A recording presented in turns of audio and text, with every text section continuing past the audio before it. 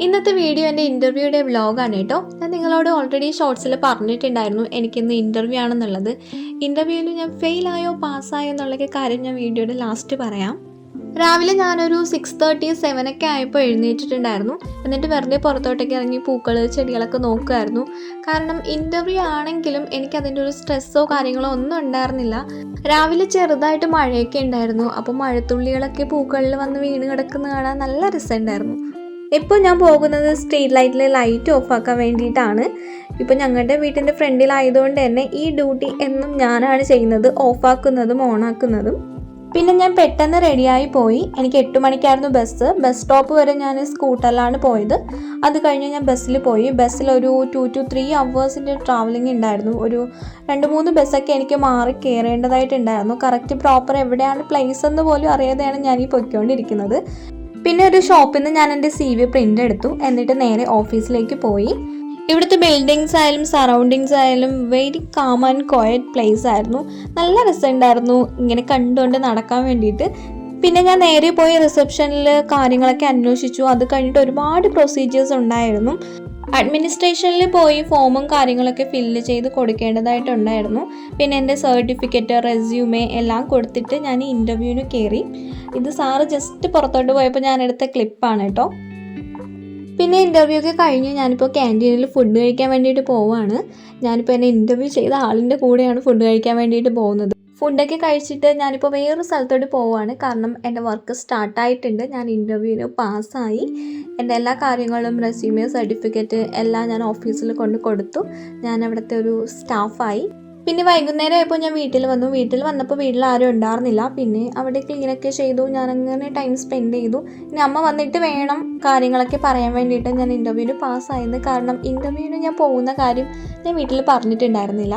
കാരണം ഞാൻ എവിടെ പോയാലും ഇൻ്റർവ്യൂ അങ്ങനെയൊക്കെയുള്ള ജോബ് റിലേറ്റഡ് ആയിട്ട് പോകുന്നെങ്കിൽ ഞാൻ വന്നിട്ടേ വീട്ടിൽ പാരൻസിനോട് പറയാറുള്ളൂ. കാരണം ഞാൻ അവർക്കൊരു എക്സ്പെക്റ്റേഷൻ കൊടുക്കുന്നത് എനിക്കത് ഇഷ്ടമല്ല. കാരണം ഞാൻ പോയിട്ട് ഫെയിലായിട്ടാണ് വരുന്നതെങ്കിൽ അതെനിക്ക് നല്ല വിഷമമാവും. അതുകൊണ്ട് ഞാൻ പാസ്സായിട്ടുണ്ടെങ്കിൽ അവരോട് പറയും ഇന്ന് ഇൻ്റർവ്യൂ ആയിരുന്നു, ഞാൻ പോയി, എനിക്ക് പാസ്സായി, കിട്ടി എന്നൊക്കെയുള്ള കാര്യങ്ങൾ ഞാൻ പിന്നീടാണ് പറയുന്നത്. സോ അതുകൊണ്ട് അമ്മ എപ്പോഴും എന്നെ ഈ കാര്യത്തിലാണ് വഴക്ക് പറയുന്നത്, ഞാനൊന്നും പറയില്ല എന്ന് പറഞ്ഞിട്ട്.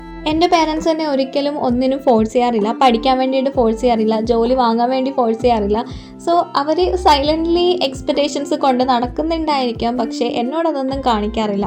അതുകൊണ്ട് തന്നെ എനിക്ക് അവരുടെ സൈലൻറ്റ് എക്സ്പെക്റ്റേഷനാണ് എന്നെ എപ്പോഴും കില്ല് ചെയ്യുന്ന ഒരു കാര്യം.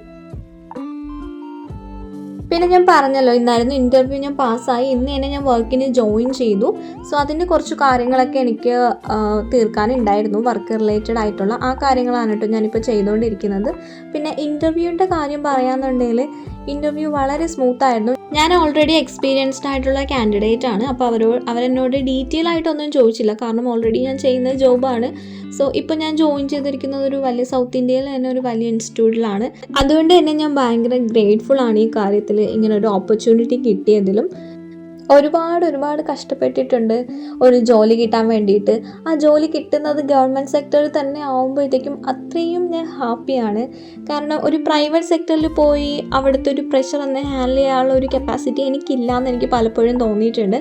കാരണം ഞാൻ പ്രൈവറ്റ് ഫീൽഡിലും വർക്ക് ചെയ്തിട്ടുണ്ട്. അവിടുത്തെ പ്രഷർ കാരണമാണ് ഞാൻ പല സ്ഥലത്തു നിന്നും ഞാൻ റിസൈൻ ചെയ്ത് വന്നിട്ടുള്ളത്. നല്ല കമ്പനീസും ഉണ്ട്, ഇല്ലെന്നല്ല. പക്ഷേ PG കഴിഞ്ഞ ഉടനെ എനിക്ക് പെട്ടെന്നൊരു ജോലിയിൽ കയറണം എന്നുള്ളൊരു ആഗ്രഹം ഉണ്ടായിരുന്നു. അതുകൊണ്ട് കിട്ടുന്ന ഓപ്പർച്യൂണിറ്റിയൊക്കെ ഞാൻ അപ്ലൈ ചെയ്ത് അവിടെയൊക്കെ എനിക്ക് കിട്ടാറുമുണ്ട്. പോയി കഴിയുമ്പോഴാണ് ഞാൻ റിയാലിറ്റി മനസ്സിലാക്കുന്നത്. കാരണം അത്രയും പ്രഷറും സ്ട്രെസ്സും കാര്യങ്ങളൊക്കെ ആണെന്ന്. സോ അങ്ങനെയുള്ളൊരു ജോബ് ഒരിക്കലും ഇഷ്ടപ്പെടാത്ത ഒരാളാണ് ഞാൻ.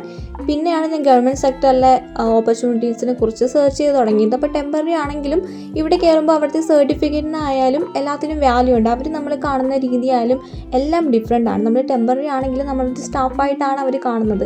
ഇപ്പോൾ എൻ്റെ ഈ ജോലിയിൽ തന്നെ എനിക്ക് ഒരുപാട് പെർക്സ് ഉണ്ട്, അലവൻസസ് ഉണ്ട്, ട്രാവൽ അലവൻസസ് ഉണ്ട്. ഇപ്പോൾ ഒരു പേന വാങ്ങുന്നെങ്കിൽ പോലും അതിൻ്റെ ബില്ല് കാണിച്ചാൽ ആ എമൗണ്ട് എനിക്ക് ഈ ജോലിയിൽ കിട്ടുന്നുണ്ട്. ഗവൺമെൻറ് ആയാലും പ്രൈവറ്റ് ആയാലും നമ്മൾ എവിടെ വർക്ക് ചെയ്താലും ആ ഒരു അറ്റ്മോസ്ഫിയറും വർക്കും കാര്യങ്ങളും നമ്മുടെ കൊളീഗ്സൊക്കെ നല്ലതാണെങ്കിൽ നമ്മളും അത്രയും സിൻസിയറായിട്ട് വർക്ക് ചെയ്യും. സോ ഇത്രയേ ഉള്ളൂ ഇന്നത്തെ വീഡിയോ. നെക്സ്റ്റ് വീഡിയോയിൽ ഞാൻ എൻ്റെ വർക്ക് റിലേറ്റഡ് കാര്യങ്ങളും എങ്ങനെയാണ് ഞാൻ എൻ്റെ ജോബും സ്റ്റഡീസും ഒരുമിച്ച് കൊണ്ടുപോകുന്നതെന്നുള്ളതും എല്ലാ കാര്യങ്ങളും അടുത്ത വീഡിയോയിൽ ചെയ്യാം കേട്ടോ. So thank you for watching. By.